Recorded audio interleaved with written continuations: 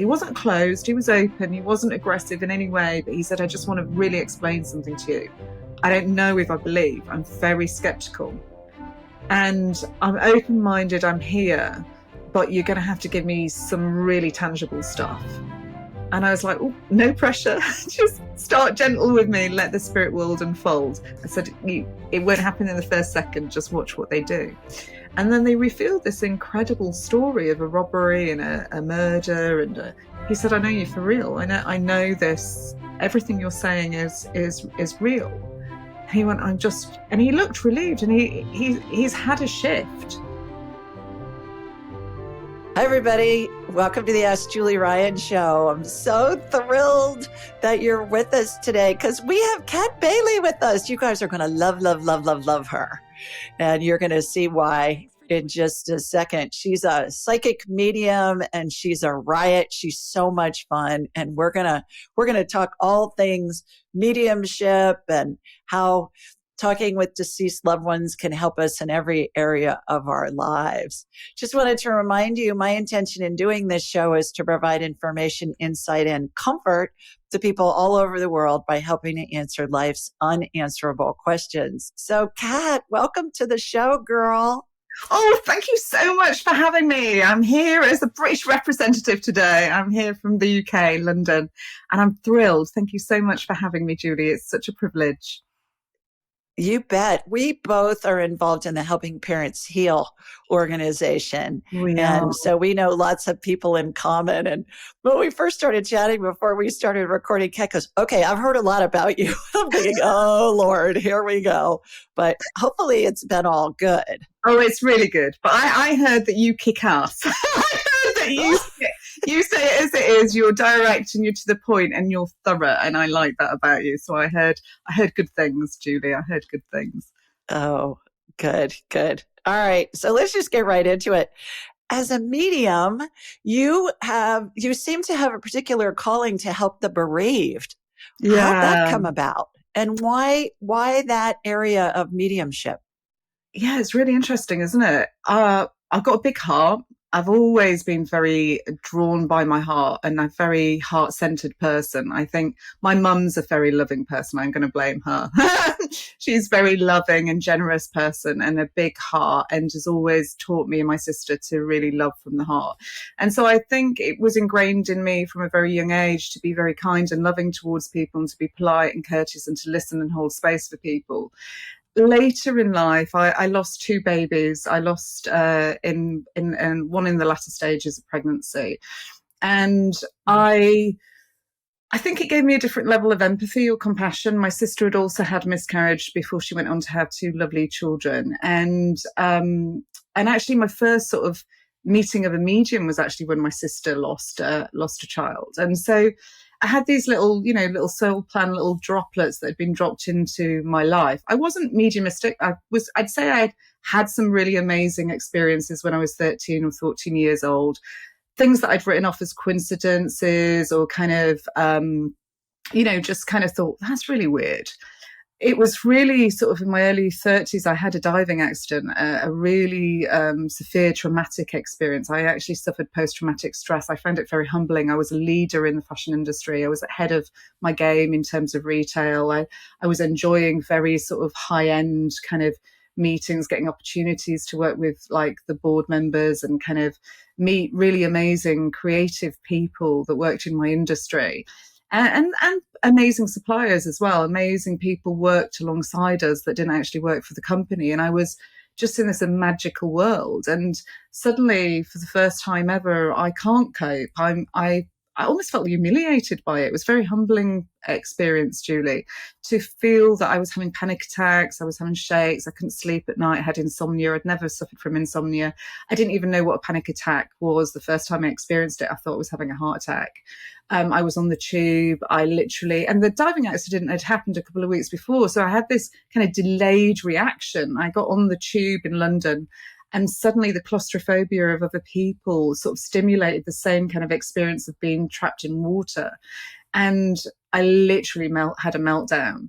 I think I nearly blacked out. I literally was helped to the side of the kind of pathway. And it started a journey. And again, as I look back in terms of soul planning, I can see Spirit's wisdom in that, a lot of the people in the community that you and I serve, whether they realize it or not, they've been exposed to maybe very challenging situations in terms of maybe they've had a child that's had cancer and they've had to take really difficult decisions about certain treatments and things that they've been thrown into the unknown. They don't really know what they're dealing with. They're trying to feel their way all the way, educate themselves, juggle work, other siblings. They've got a lot going on in life. It's a hard situation to be in, and they're traumatized, but they haven't had time to kind of consider that. They've just got to keep going because they've got a child that's got cancer and they've got other siblings and family members. They've got to keep going. And so they find this sort of level of adrenaline within themselves and they run on that adrenaline.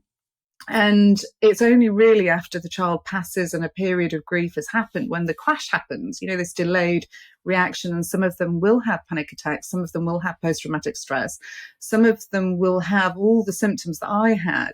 But what is really interesting is that, and this is really unusual for me because I wouldn't say that my family were very holistic in approach to medicine. They were very traditional in approach to medicine. You go to a doctor, you get a prescription, you take the drugs. When this happened to me, I went the opposite way, which I have no idea where this came from. Again, it might have just been the intuition, or it could have been the soul planning, I don't know. I went for every therapy that you could do that was holistic. So I did yoga, breath work. I did traditional talk therapy. I did hypnotherapy, cognitive behavior therapy. I tried everything. And the two things that really, really worked very successfully was cognitive behavior therapy. Within 3 weeks, I stopped the panic attacks. And I did that just through educating myself. And one session of hypnosis completely transformed my sleep. I literally slept like a baby from this moment onwards, just by re-educating my mind how it perceived the diving accident. So I didn't take away the emotions, I didn't take away the memory, I didn't lose any memory. I just reformulated how I see that image, and I still look at it in a very different way. And so I realized the power of the mind. And I think I found my spirit through these experiences. And it was only really when I was thrown into work, because I was an affiliate leader for Helping Parents Heal for several years, 4 or 5 years at the beginning of my journey with them. And again, through a strange synchronicity, actually, somebody had to leave and Elizabeth said, could you hold the fort? And I thought I was going to hold the fort for a couple of months and ended up staying a couple of years. And it was really, I'm kind of really thankful for that organization on many, many levels, because Irene, Elizabeth, these amazing people like Brian and all these other people like Paige Lee and other people that I've met that were affiliate leaders at the time, they educated me on a different level of their experiences of grief. So Irene taught me about what it's like to lose a child from cancer.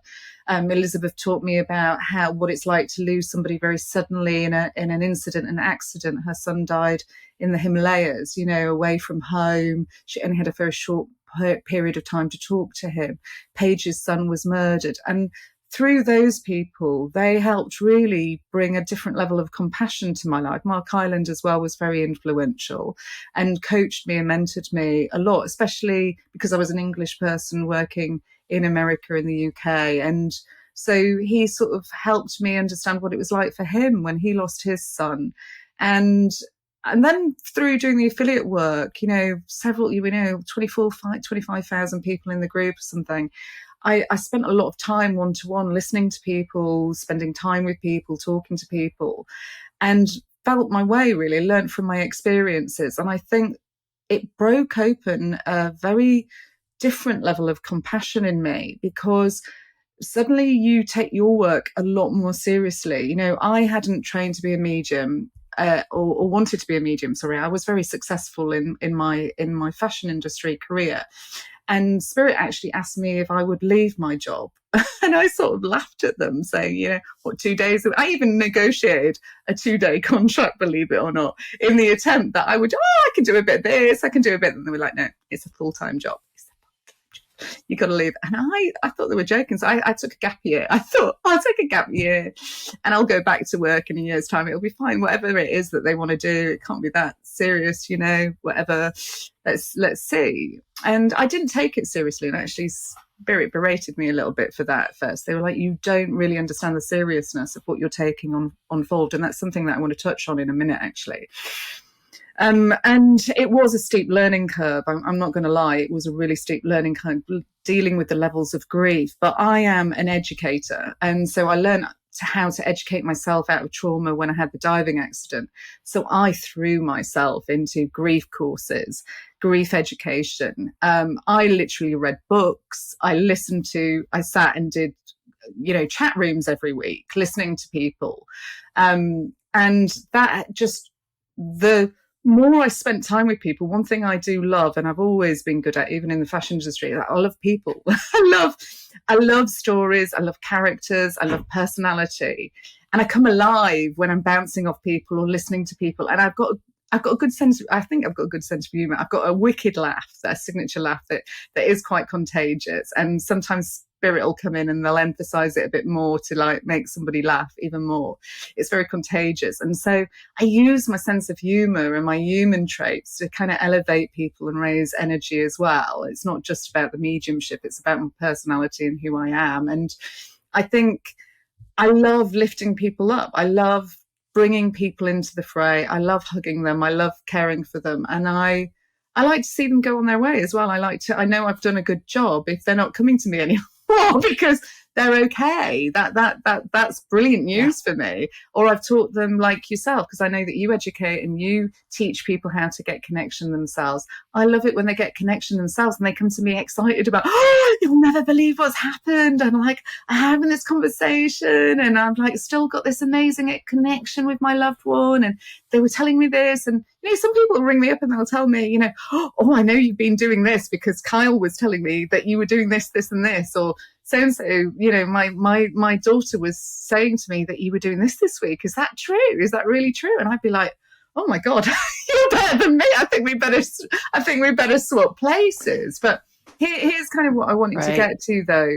I think, all joking aside, the grief work is amazing and I love it. And I think because of my connection with a dear friend of mine, Paige Lee, it's become another level of work for me. And I've been helping her on a project that started, which I'll share a little bit more about in a moment, called Transcending Grief. And I think what we've realized is that you can touch people, but even if you're 5 years into grief, 10 years in grief, you have days where waves come over you and you just want to, you need contact with people. It's not just about contact with spirit. You need contact with one another. And I think spirit are very good at connecting, the living together, not just the disincarnate there. So I think that's where this level of grief sort of work came from. It came from actually just being in the community and spending time with people and falling in love with people, really.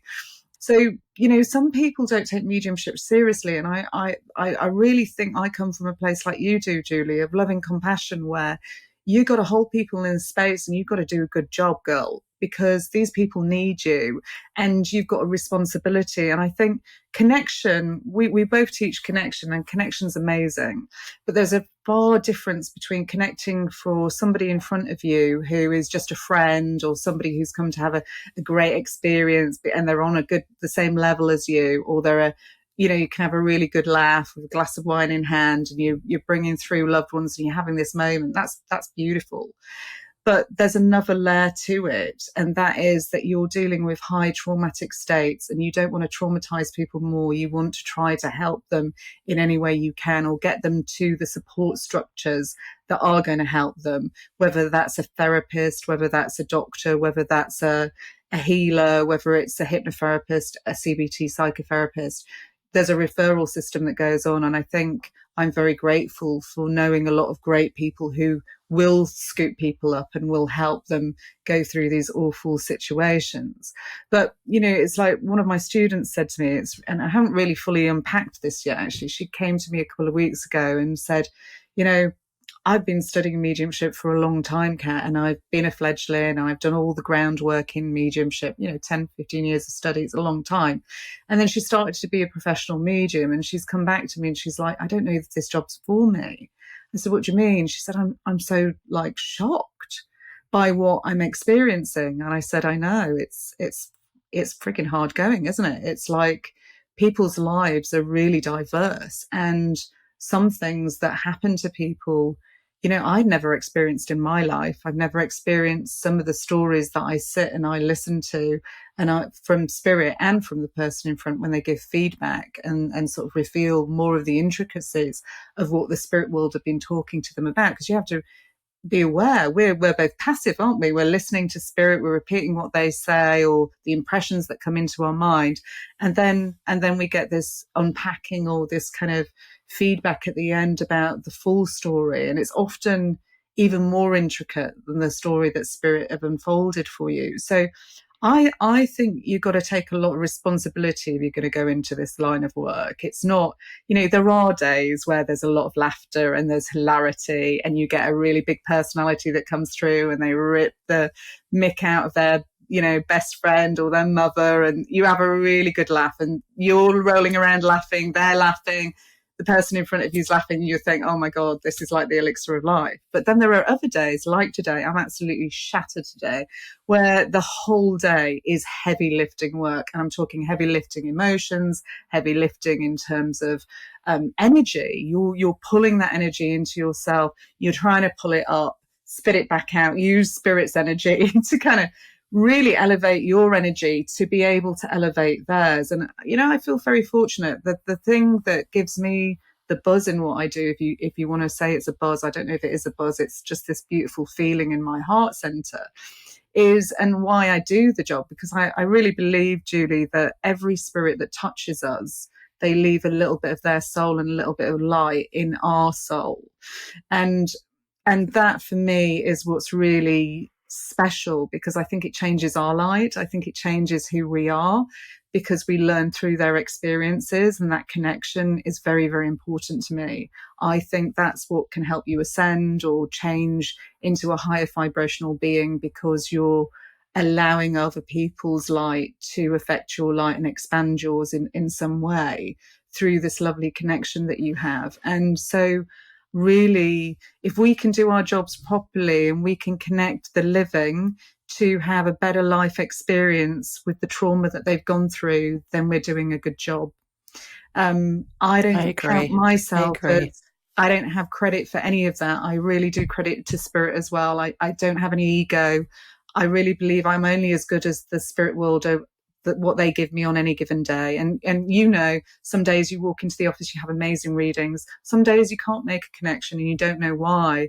I've had some very interesting stories about that as well, where, I had a lady in New York once I went to read for, and she was amazing, lovely energy, got on really well. And I'd had 3 or 4 readings that day. They'd all been fantastic. But when she sat in front of me, I said, I can't read for you. I just don't know why. I can't read for you. And then, so what happens in that situation when you aren't getting the connection with the person with whom you're working and their deceased loved one? It really depends on the person, Julie.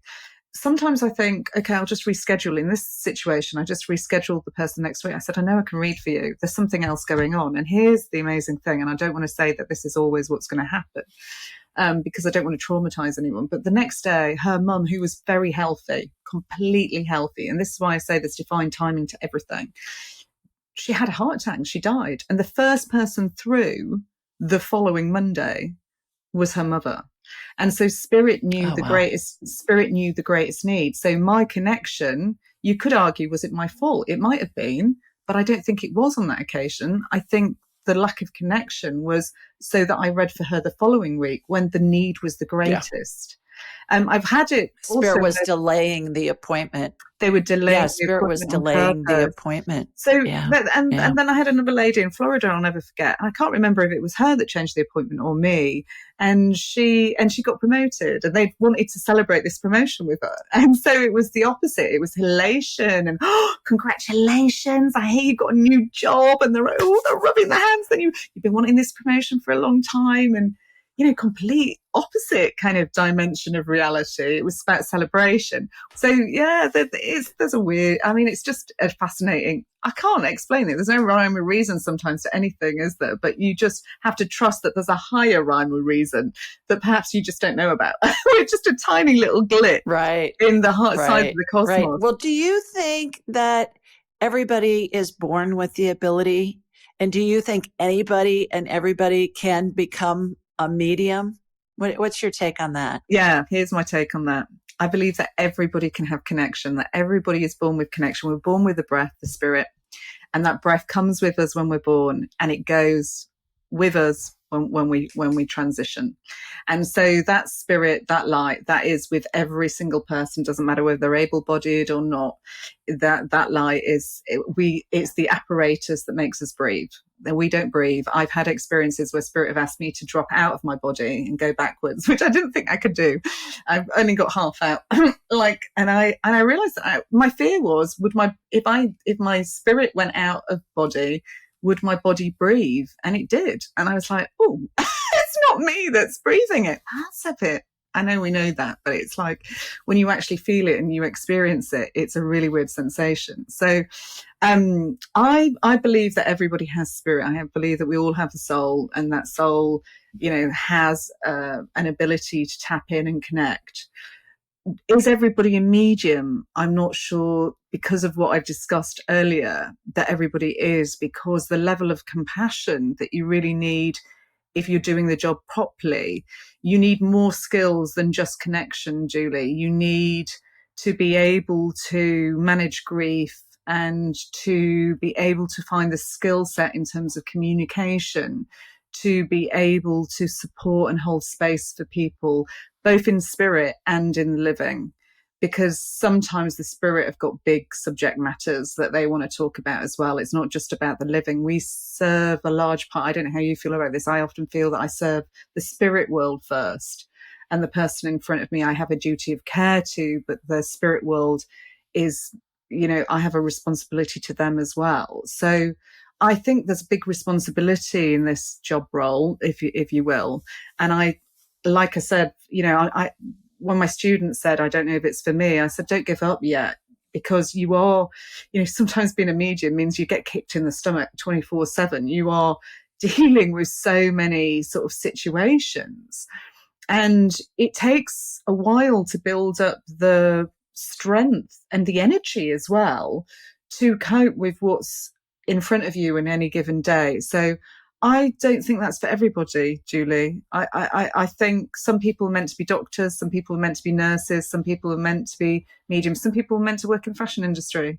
Maybe some of us are meant to do both. I have a friend, Bob, who, had an everyday job, and then he does a bit of mediumship on the side. He's brilliant at it. He's got a balance. He can't do it every day because it's exhausting, but he can tap into it when he feels inclined or his spirit tells him to.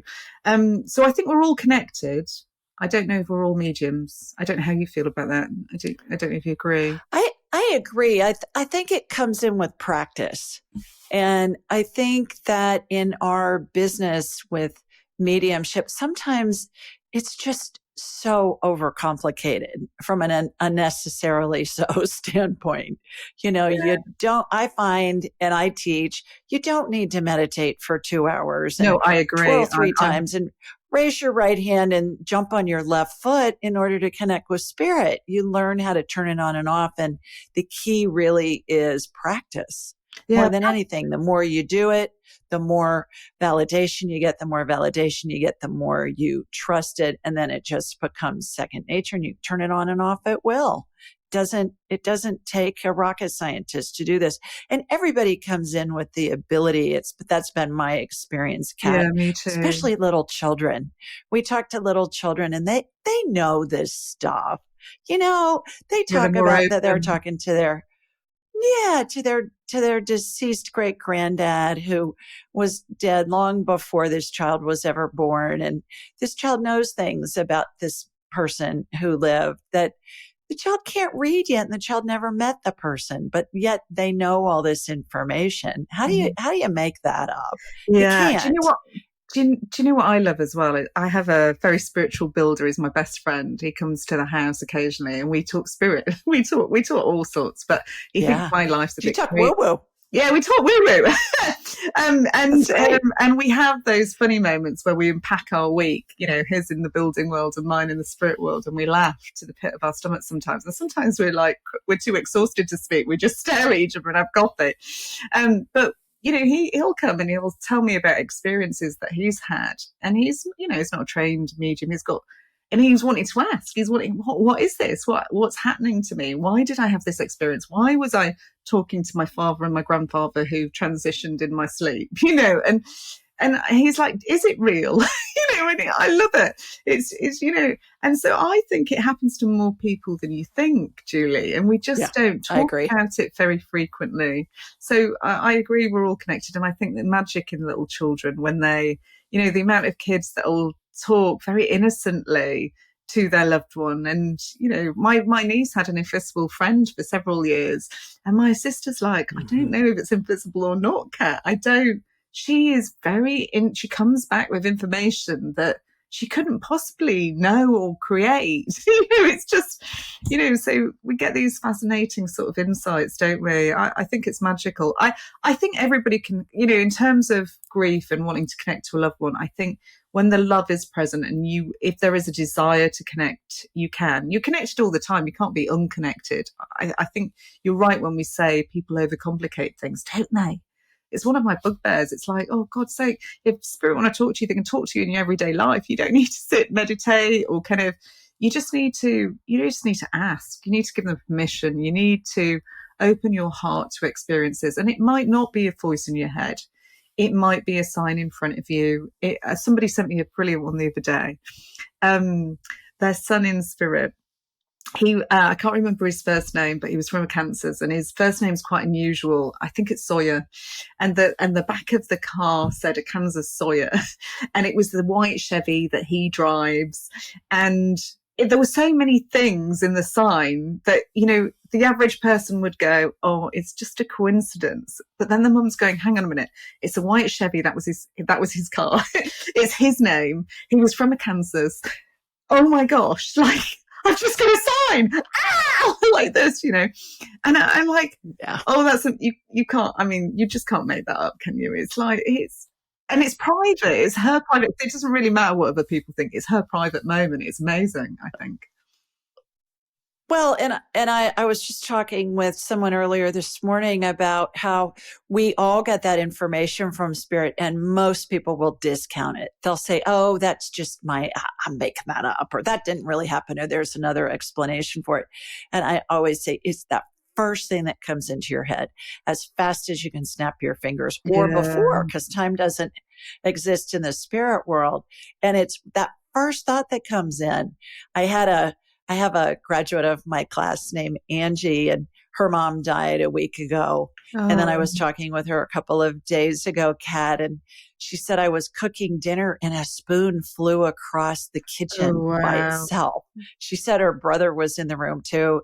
And she said to her mom's spirit, she goes, Mom, don't you think you're being a little dramatic? Well, the next thing she realized was her oven was on fire. Oh, wow. Do you know that happened? And so they put the fire out, and then she said, okay, Mom, I understand why you were being dramatic. You needed to get my attention. Yeah.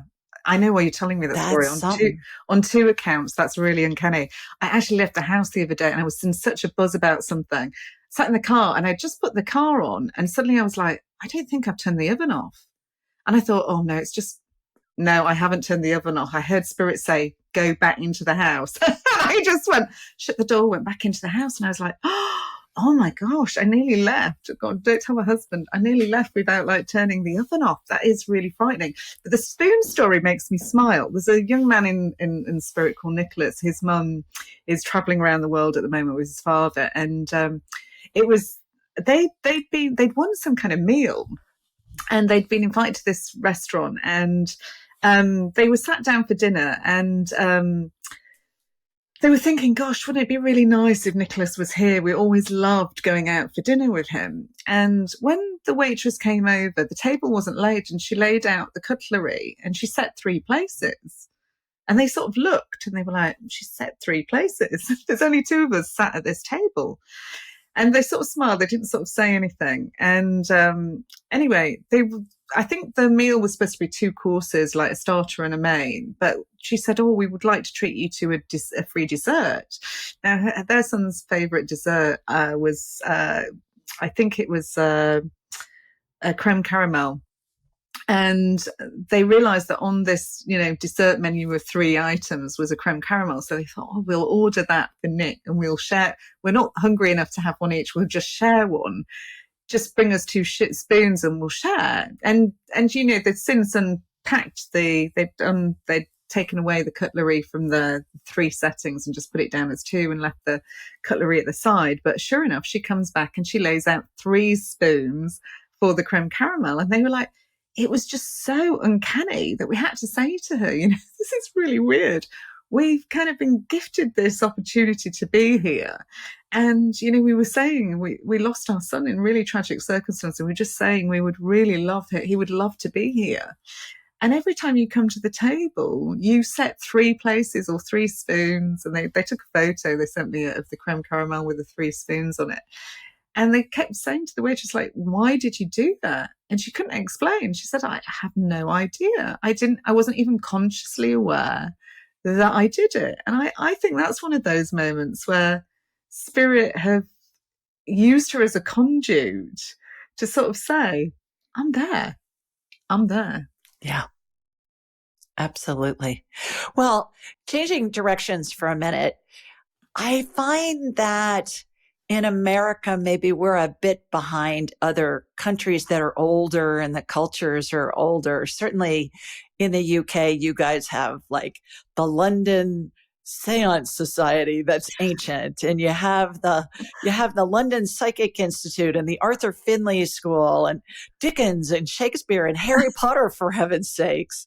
Do you think that has it been your experience that people in older cultures and older countries, perhaps around the world, are more accepting of the spirit world and how spirit communicates with us and all of that than perhaps what I find people in America? Certainly there's a percentage of people, but I would say the overall thing, the overall sentiment in America is everybody intuitively, I think, innately knows that there's most likely something after we die, but it's not something that they want to talk about. What's been your experience? And I know you, like I, work with people all over the world. So what's been your experience with that?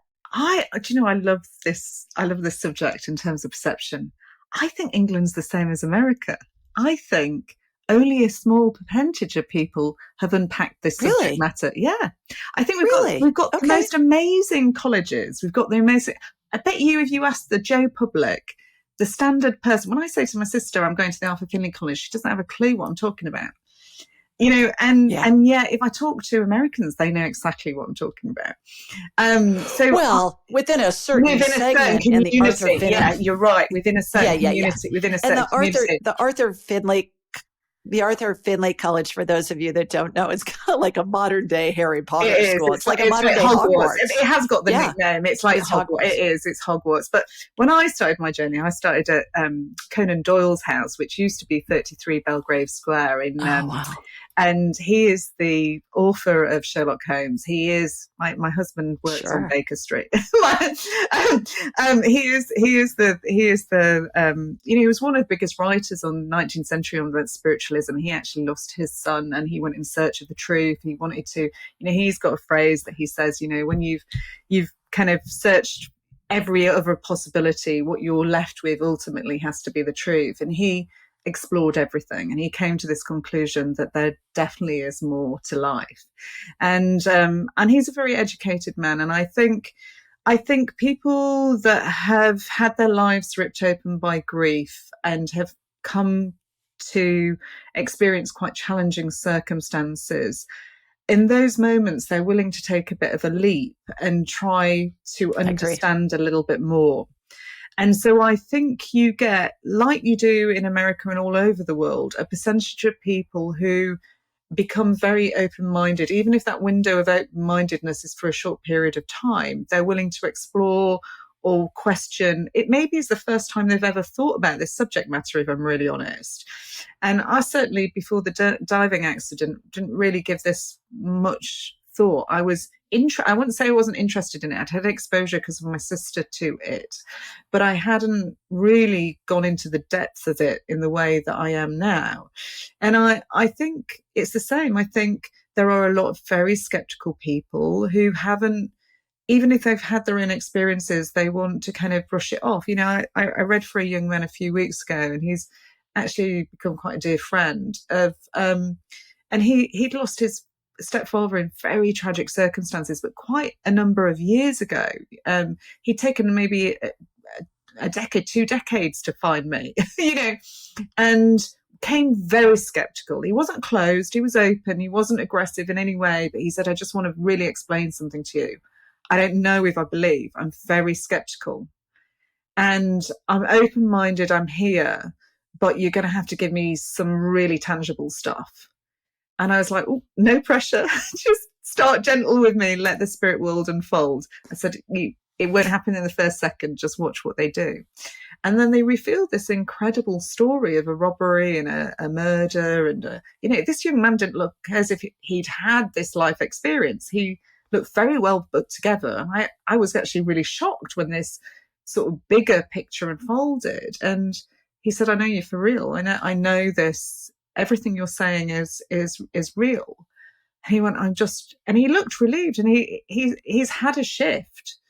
And it's taken him that long to have the courage to find that moment. I think we all come to it when we're supposed to. I don't think this is something that you can force on people.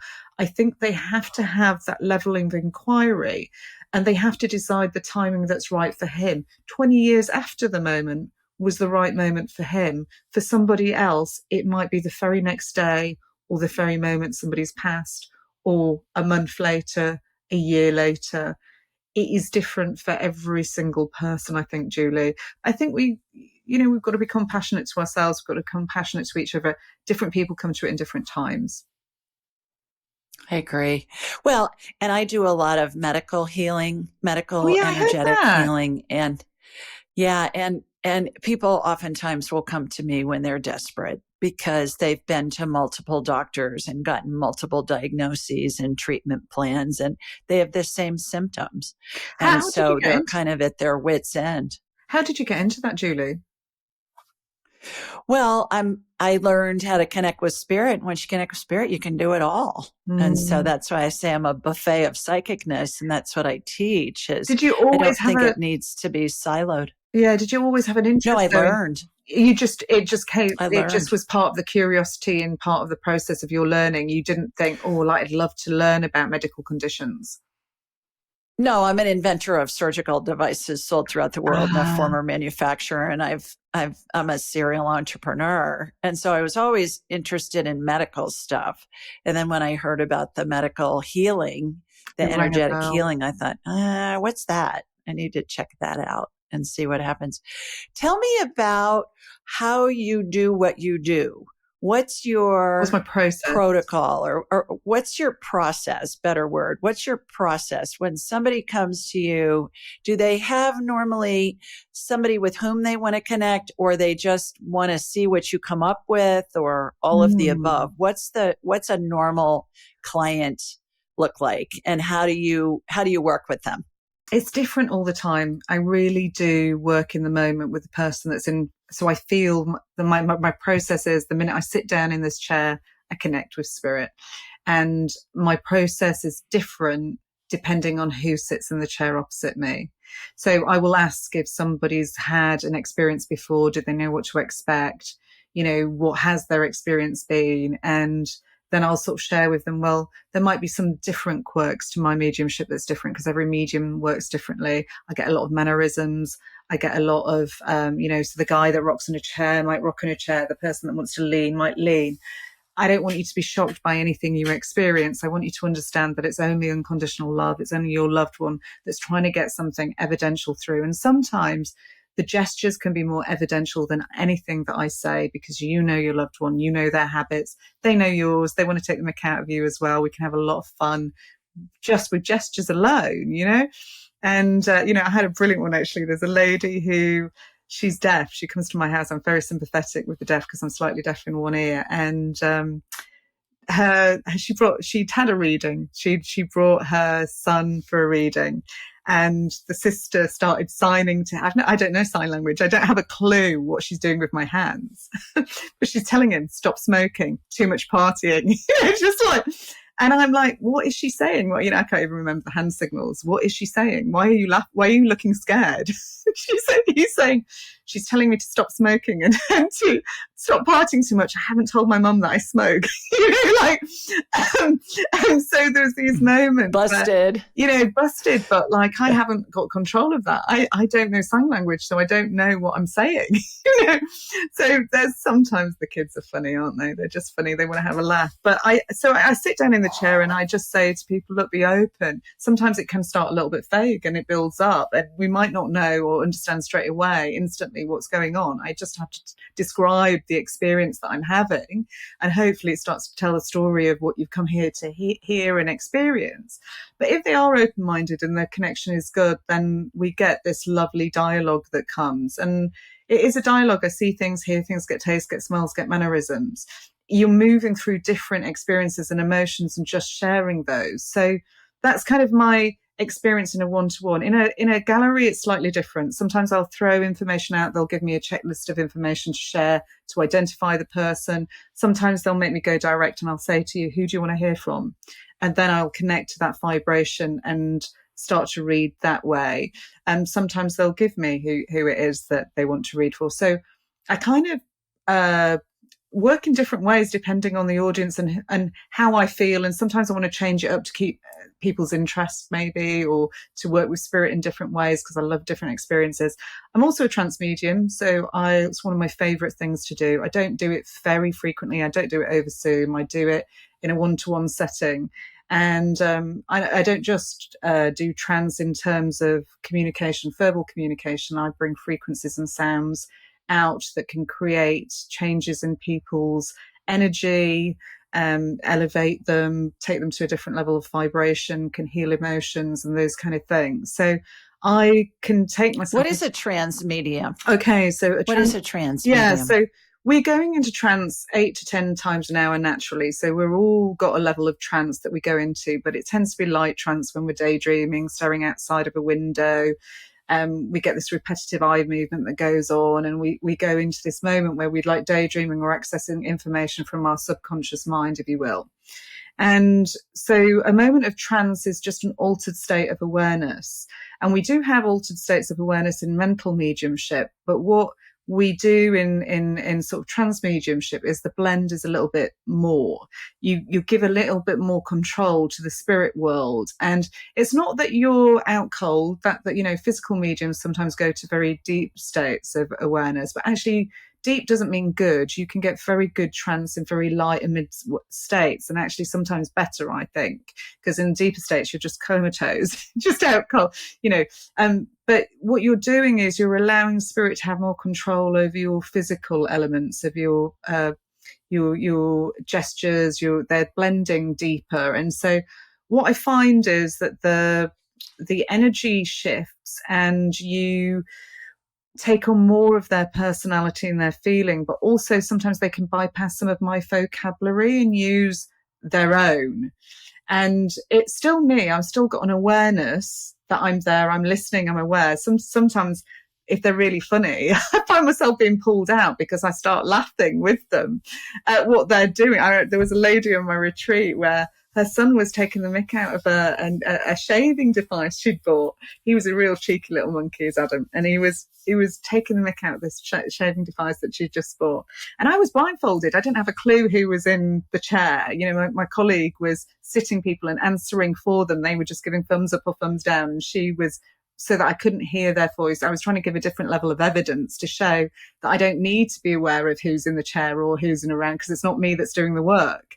And so this son was like laughing about this shaving device. He was talking to his mum about, oh, I love the new device you've got, Mum. I've seen you shaving your hands. I did laugh the other day when you missed that spot and you got to work and you realised there was like a line And he described this situation, and I think I would edit out some of those things. I'm very polite in English. In my mental mediumship, I might go, that could be a bit offensive.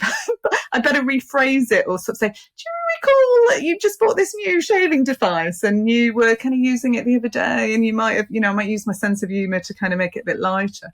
The kids in the spirit world that used to take the mick out of their parents in life, well, they're not like that. I think they're gonna put my Englishness aside, and they're just gonna go for it. And he went for it. He literally, ripped the mick out of his mum endlessly. And she was laughing. She went, I knew it was my son because only my son would have to do that, and that's how he was in life. And it's great to know he hasn't changed. But I've done mental mediumship for that lady and brought her son through before. And I can tell you that the difference was substantial to when he had more control to when I had more control, because I was very polite in the way that I phrased, landed the words and the things that he wanted to say. I didn't amend them, but I maybe didn't swear as much. I maybe didn't, I was trying to be professional. And I think sometimes when we're in these trance states, it's a different level of trust, Julie. You've got to be prepared that you're putting your life in the arms of the angels. You really are. You're literally letting them lead. And when they lead, they're in charge. They're in charge. So for me, it's an altered state of being, but it's a beautiful state of being when you've got lovely personalities to work with. You get this lovely richness of character that comes through. And, I'm still learning. I don't think you ever stop being the student yourself. Every time I do a demonstration like that where spirit got more control, I learn something new. And so for me, that's also really important. I don't want to stay static in my mediumship. I want to be constantly going out for more.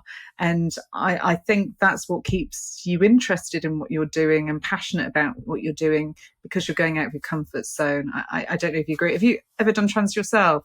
No, excuse me, I haven't, but I find, especially with the medical stuff, you'll hear me say, oh, this is cool. I haven't seen this before. Because a lot of the times the healings that I get to see, something getting added, something getting removed. I watch procedures all the time that emulate what I saw in surgery for all those years, developing products, testing prototypes, things like that. Sometimes I see healings that use methodologies and devices that haven't been invented before. Oh, wow. And so that appeals to the inventor brain inside of me. And I'm thinking, oh, cool. I haven't seen this before. Wow, this is interesting. And then it's interesting, Kat, because then I'll see it many more times. It's kind of like, okay, here's a new healing. You know what it is. And then inevitably there will be many other people that will show up that I'll watch the same healing happen. Oh, that's really And after cool. doing it tens of thousands of times, I know what a lot of them are. I know if something's identified. I know what the healing is going to be. Sometimes there will be a nuance about it, but I'm describing. Oh, wow. So you diagnose and then you heal as well? Yes, something's diagnosed and then there's a healing immediately. And then I'll make several swipes through the person. Like I'll get a checklist first and I'll say, okay, when I get you on my radar, I go in blind first because I want to see where the energy goes, because it may identify something that's asymptomatic and we're heading off a problem at the pass before it becomes a problem. And then they'll give me a list. Okay, my left knee hurts, my right wrist hurts, my whatever hurts. And then I'll go to each one of those places more from a time management standpoint than anything, so we can get as much crammed into our hour together as possible. So we may talk to their dead grandma, we may scan them medically and talk to their pet and do career advice and whatever. It's just a plethora of things off of my buffet of psychicness is what I call it. And so when people come to you and they become skeptical and they've transformed by this experience, do you find then that they're transformed in their spirit as well as their psyche or the physical world? Do they come back? Do they refer people then you get to meet them again further down the line? What's their reaction when they come in skeptical and they think, I'm crazy. Like, Very much so. yeah. Very, very much so. And it's fun because sometimes I'll have spirit that will recommend me to somebody. Oh, wow. I had a client one time and he was a commercial airline pilot and lived in Hawaii. And he said, I said, well, how did we get introduced? And he said, my grandmother told me about you. And I said, oh, who's your grandmother? And he said, well, you wouldn't know her. And I said, okay. I'm thinking, okay. And he said, she died 20 years ago. He said, she came to me in a dream and she said, you need to call Julie Ryan. And he said, I said to her in my dream, Oh, who in the hell's wow. Julie Ryan? And That's then brilliant. he looked me up That's online brilliant. and he said, and I scheduled an appointment with you and I said, I love it when dead people are doing my marketing for me. It's great, That's from amazing. heaven. That's how it should be. And then a lot of the time I'll have, not a lot, but a percentage of the time I'll have, usually it's a husband or a boyfriend and their wife or their girlfriend will have made the appointment. And they'll say, just show up here at this time and talk to this woman. And so I'll explain to them, okay, here's what your wife got you into. And they're usually very good spirits about it. And usually I'll nail something that there's no way I could have known. Yeah, either we're talking to a deceased loved one or we're doing a medical thing or we're doing a past life thing. Past lives are so much fun because we can get information that we can corroborate with historic documents online, which is really fun to do those. So everybody's different.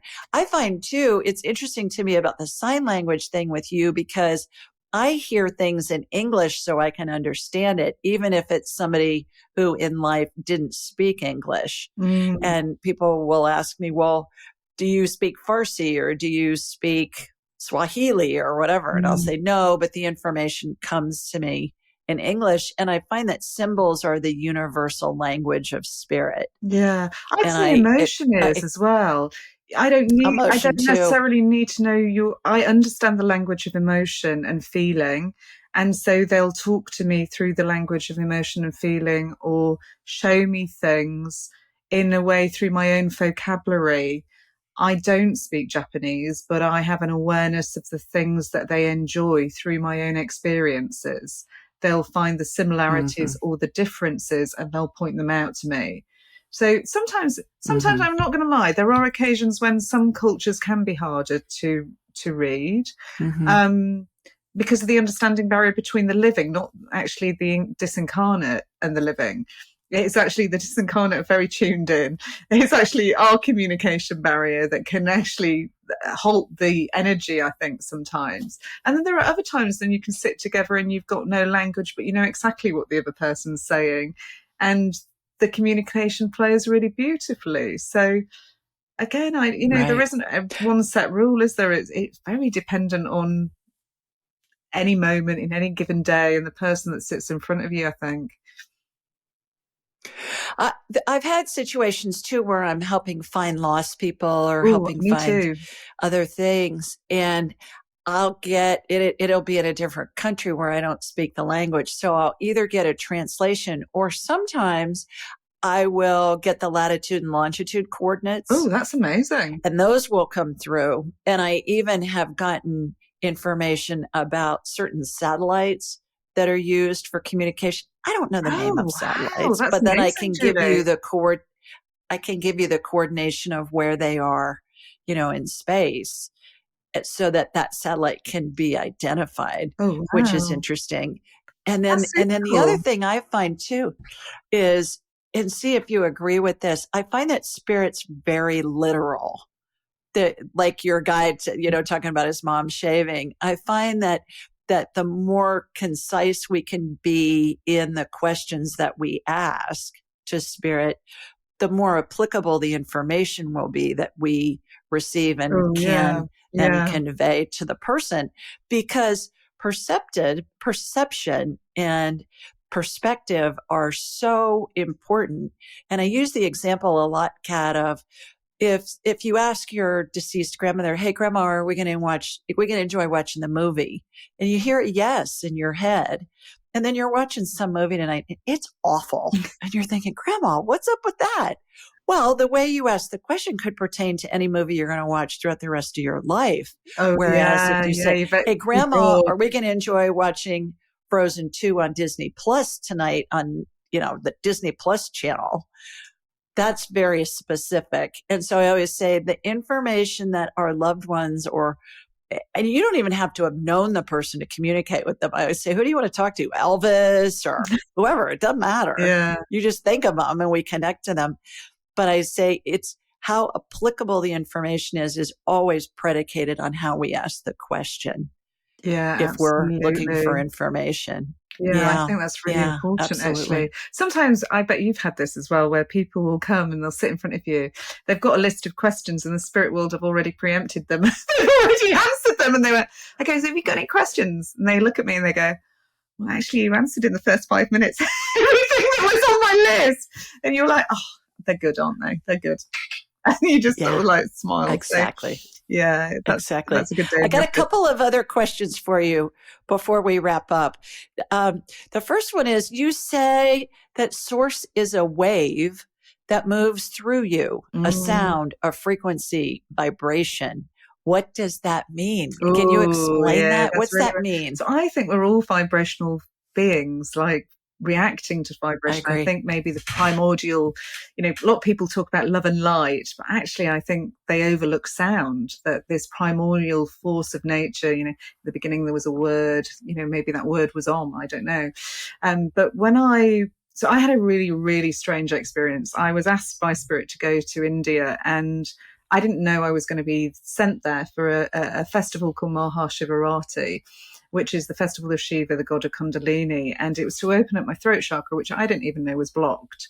I'd had an opening of the heart in my diving accident and worked at that level for 11 years. And they were taking me, they said I had to go to this retreat. And they were laughing because I was like, well, send me the money because, and they were like, well, we've been asking you to go for 5 years. And for 5 years, you've been saying you haven't got the time. Now you've got the time, you're saying you haven't got the money. We'll send you the money. Just go. And sure enough, the next day in the post, an insurance thing that I didn't even know I was expecting paid out. And it was just the amount of money for this trip that they wanted me to do. So I was like, well, I didn't have it yesterday. I won't lose it tomorrow if I just do it. There's obviously something at play. So I took that sort of little crumb and I followed the cookie crumbs all the way to India, and I was in Goa, and I had this really amazing experience on the night of Mahashivarati. We'd been doing some breath work during the day, we'd done yoga, and I was due to have this massage that was given to everybody that went to the retreat, and it was a very particular type of massage that worked on the stomach area. And as I went into the center, the girl said to me, I looked at the girl and I said, oh, are you a trance healer? And she said, what's a trance healer? And I said, you're an energy healer as well as a masseur. And she said, no. And I said, that's weird. My trance guide's here, and they only ever come when there's a trance healing or trance work to be done. And I'm not planning to go into trance. So I'm wondering if it's for you. And she looked at me and I was like, hang on a minute. They're saying the word fear to me. And I can hear them saying that they want to tell you how to do the therapy or the massage today. If they instruct you what to do, would you mind doing what they say? They clearly knew that she would. And she said, okay. And I said, okay, they're saying press here, massage here. And suddenly we heard this noise. Like this, and I was like, oh, what is that? It was so loud. She went, I don't know, I think that's a block of energy moving. And I said, well, now they're saying press here and massage here, and saying it got louder. And this happened for about half an hour, going all the way down one side of the stomach, and then suddenly it hit the bottom chakra and it went flying. So that's the bottom of the pelvis for anybody that doesn't know about chakras, and it flew right up. This energy sort of went right up, and at the throat I was like this. And that's when these kind of sound frequencies started coming out. And I was like, oh my God, I've never been able to sing. My mum always said to me, the power of belief is really true. She said, oh, you're a terrible singer. You can't sing. And so I believed her. I didn't believe that I could sing. I've never been able to sing. I've never been able to hit a note in tune. And then suddenly here I am singing opera, literally hitting notes that Beyonce would die to make. And I'm like, I was like, what is this? Right. I felt a bit sort of, self-conscious. So I said to the girl, I said, oh, they want to do something now in trance, and I feel really embarrassed. And I was like, you can stay and listen if you want to, because she was like, oh, these sounds are really lovely. Like, what is this? Are you a singer? And I said, no, no, I'm not. And I said, would you mind awfully if you just sat outside? I'm quite happy for you to listen, but I just want to draw the curtains and see what this is about and sort of explore it privately for a moment, because I'm a little bit embarrassed. And so I did. I just went, I let them take over in trance and do what they wanted to do. And this amazing healing happened that opened up my throat. And these sounds started coming. And what was really amazing, these little insights that spirit do. The next day, unbeknown to me, an aura photographer was coming to the retreat. And he must have looked at me and he must have thought, middle-aged woman, English, looks a bit boring. And I walked in front of the camera and he went, oh my God. And I was like, hello. And he was like, who are you? And I said, what do you mean? He went, wow, your aura is cosmic. Your brain waves. What are you doing with your brain? I said, what do you mean? What am I doing with my brain? I was like, it's in my head. I'm just walking in. And he was like, no, like, look at this. Come look at my camera. He said, I've never seen frequency waves like this in the brain. And I went, oh, it must be the singing. I said, watch this. So I started to sing. And I was like, I've been playing with it overnight. I said, it just happened yesterday. I don't really know what it is, but I realized that the voice box is under the brain. And so we've got a natural ability to heal ourselves. We've gone away from some of the primal abilities. You know, we carry everything we need in our body and we don't utilize it because we don't know what it's for. You know, the voice we think is just to speak, but actually it can make frequencies that can heal. And so we're vibrational frequencies. And so when I say, when I talk about spirit and source as a wave of energy, that's what I mean. I think, you know, even the table in front of me is energy, but it's a denser, thicker energy. And so it seems solid to me, but to the spirit world, they can see right through that table. It doesn't look solid to them. That's my mind telling me, you know, and the physical telling me it's solid. Right. In the spirit world, they can see right through it and tell you what it's made of and what's underneath it and what's around it. And, you know, you've had people from the spirit world say, well, your keys are under that sofa. And I said, oh, well, how do you know the keys are under the sofa? And they say, well, I can see right through the sofa and you've just looked right past it. It's there. so I find it fascinating. But I think we are vibrational beings. With that, we've got a frequency that we're radiating at, and energy, and, you know, Reiki and all these different types of Reiki. You get fire Reiki, normal Reiki, theta healing, all these different energy healings. They're all coming from source. Of course they are, but they're different qualities of energy or channels of power that affect your frequency or vibration. And I think we can bring ourselves into resonance with one another using sound. We can find harmony. We can heal. And so for me, vibration is very powerful and part of the work. I agree. What's the Transcending Grief project? Okay. So Transcending Grief actually was born out on my birthday at the Helping Parents Heal conference in Arizona. It was the day after the conference. I had done a reading for a young lady called Paige Lee on day one, and I'd only actually met her for an hour. I mean, this is the power of spirit. I'd only actually met her for an hour about 2 years prior to this in an interview. And suddenly I realized that as I was speaking to her, that a lady that she knew in spirit, a lady called Sally Baldwin, who used to run retreats, was present with her. And I said, hey, Paige, there's a lady with you. And I started to read for her. And I said, this lady's saying that you were going to pack in some retreats or something, which is going to give me some information at the retreat for you about some retreats that she wants to do. And actually, you're not going to pack them in. They're going to get bigger, or you're going to do more of them. And so I think you need to rethink your strategy. And not thinking for 1 minute I was going to get involved with that retreat or that work in any way, shape or form. And it was my birthday. I actually, Dr. Dreffer Driscoll, who was at the conference, he said, can I take you for breakfast for your birthday? And I said, I'd love you to take me for breakfast for my birthday. The only problem, Jeff, is that I've got a client that I need to check in with and say hello to, because they're expecting to see me. I need to be able to say hello to them. And, I've worked with them all these years. I haven't actually ever met them. So I was like, they want to meet me. And I did say that I would be free on my birthday in the morning, believe it or not, because I'm crazy. And he said, I have a feeling that it'll get changed. You're meant to come for breakfast with me. I'll come and get you in the morning. And I laughed at him and said, no, don't. I've had him on the show. He's brilliant, isn't he? I've had him on the show. He's a riot. He is. He's absolutely hilarious, actually. I have a nickname for him. I won't embarrass him with my nickname, but we have a lot of fun together. So I said, anyway, as it should happen, the person said, actually, I've got COVID. And so I can't come and meet for breakfast. So I was like, oh, Jeff, what is it with you? It looks like I'm coming for breakfast with you. So I ended up going to breakfast, and we were talking about art. And it turns out that he's a very talented artist. He does bronze statues and beautiful artworks. And this day I said, I bet you've done one of the Archangel Michael.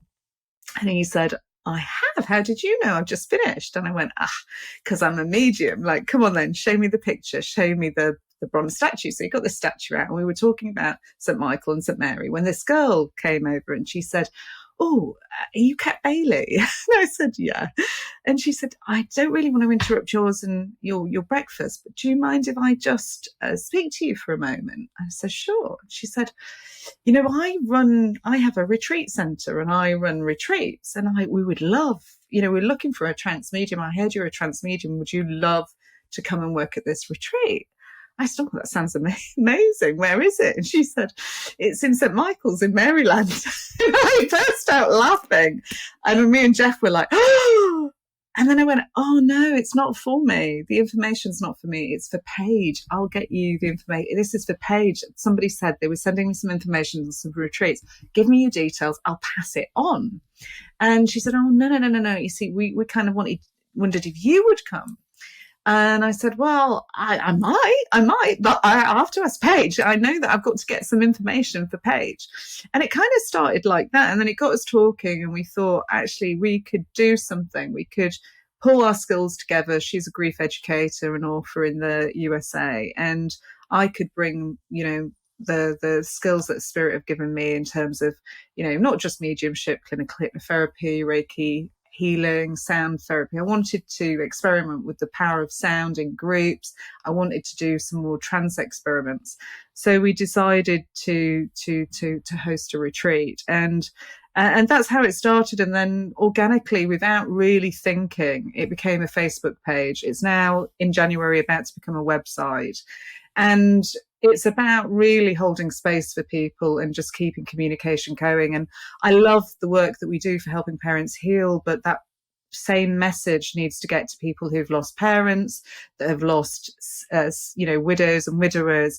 And so what I see my next sort of journey or part of the role as being is taking the knowledge that helping parents heal have helped nurture within me to a wider audience, and to utilize that to touch more people.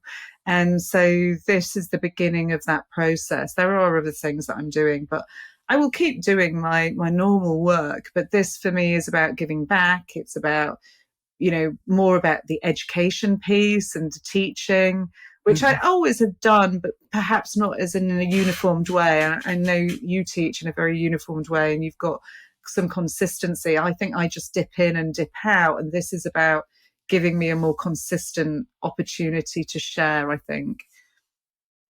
So yeah, Transcending Grief is about going above and finding a new perspective on grief, really. And it's a little Facebook group at the moment. You're more than welcome to join. You'll find us on Facebook, but in January there will be a website, I promise you. So just watch this space.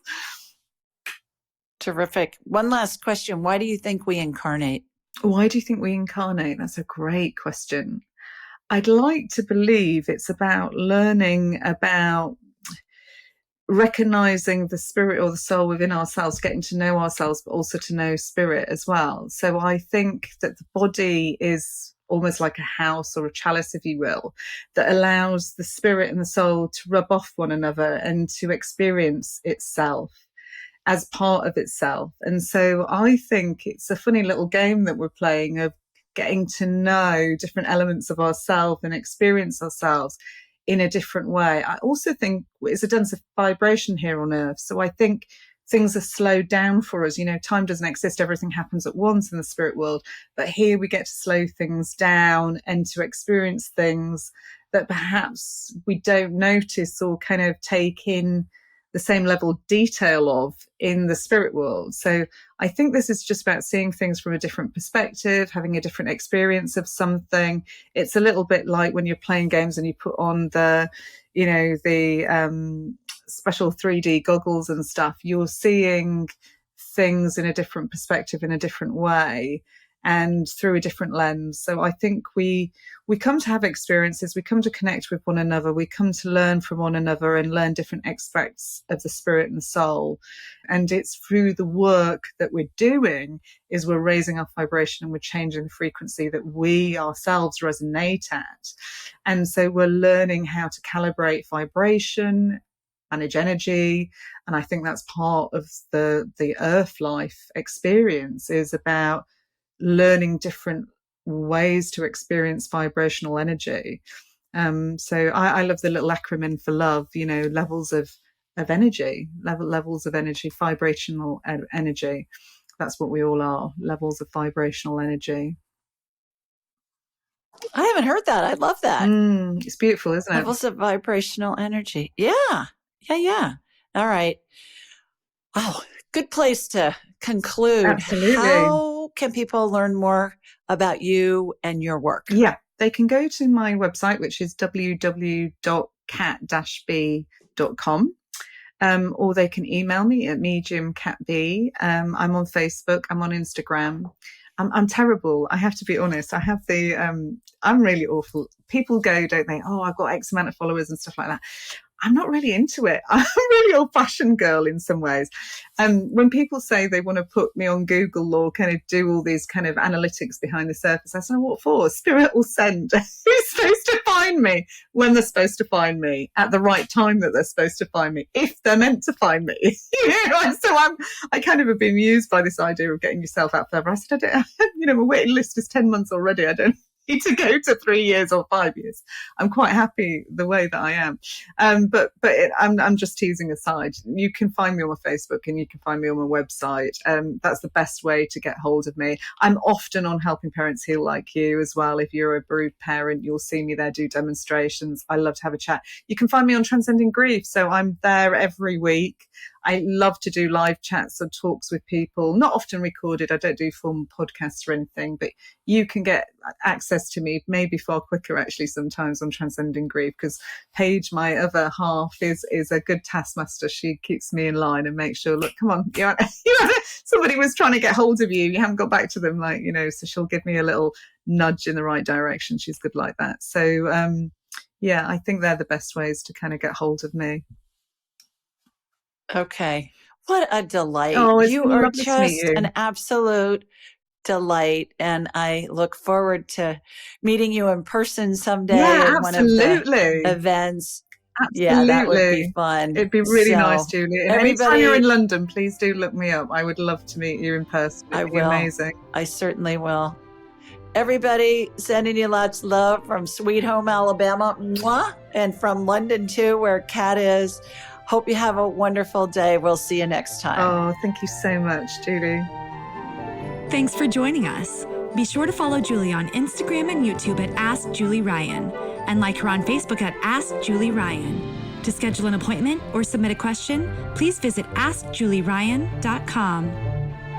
This show is for informational purposes only. It is not intended to be medical, psychological, financial, or legal advice. Please contact a licensed professional. The Ask Julie Ryan Show, Julie Ryan and all parties involved in producing, recording, and distributing it assume no responsibility for listeners' actions based on any information heard on this or any Ask Julie Ryan shows or podcasts.